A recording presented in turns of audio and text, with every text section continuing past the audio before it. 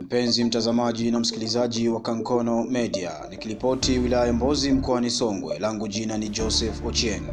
Serikali ya Jamhuri ya Kidemokrasia ya Kongo imevipiga marufuku vyombo vya habari kuripoti shughuli za rais wa zamani Joseph Kabila na kuwahoji wanachama wa chama chake.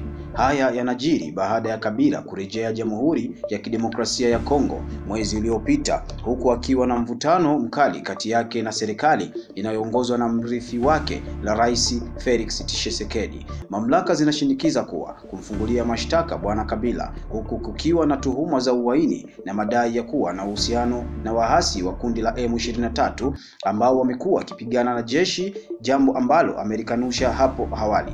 Ukiukwaji wa marufuku hiyo unaweza kusababisha kusimamishwa, alisema mkuu wa udhibiti wa vyombo vya habari nchini Kongo, bwana Christiani Bosembe. Aidha, ikijibu tangazo la taasisi hiyo, msemaji wa kundi la M23 alisema kuwa vyombo vya habari katika maeneo yaliyo chini ya udhibiti wake havitatii marufuku hiyo.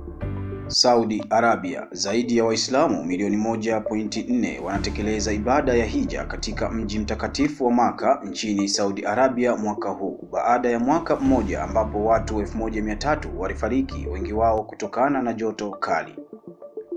Mamlaka za Saudi Arabia zilisema kuwa zimeongeza tahadhari za usalama kwa mahujaji. Wamepanda maelfu ya miti na kuweka mamia ya viyoyozi katika sehemu mbalimbali za ibada ili kusaidia kupunguza hali joto kali nchini huko.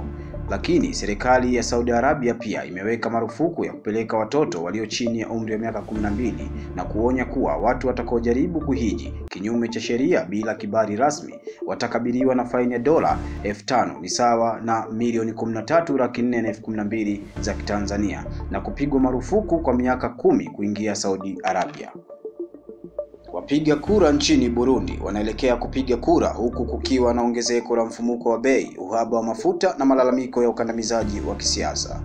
Viti katika bunge la kitaifa na mabaraza ya mitaa vinawaniwa, lakini Evariste Ndayishimiye yuko salama katika nafasi yake kama rais kwa kuwa anahudumu kwa muhula wa miaka 7 unaomalizika 2027. Uchaguzi huo utapima umaarufu wa chama tawala cha CNDD-FDD, kikundi cha waasi cha zamani ambacho kimekuwa madarakani kwa miaka 20 iliyopita.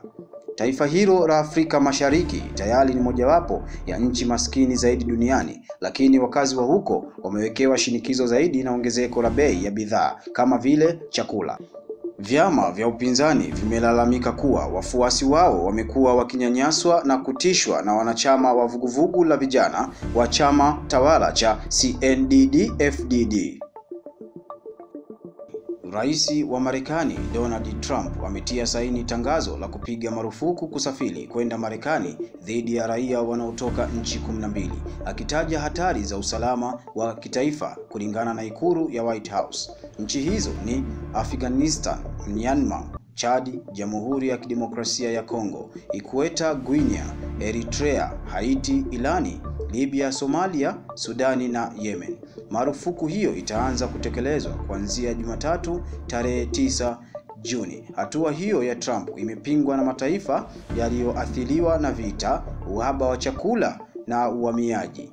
Aidha, wakati huo huo, Somalia ambayo sasa raia wake wamepigwa marufuku kusafiri, imejibu kwa kuahidi mara moja kufanya kazi na Marekani kushughulikia masuala ya usalama. Katika taarifa, balozi wa Somalia nchini Marekani, Dahil Hassan Abdi, anasema nchi yake inathamini uhusiano wake wa muda mrefu na Marekani.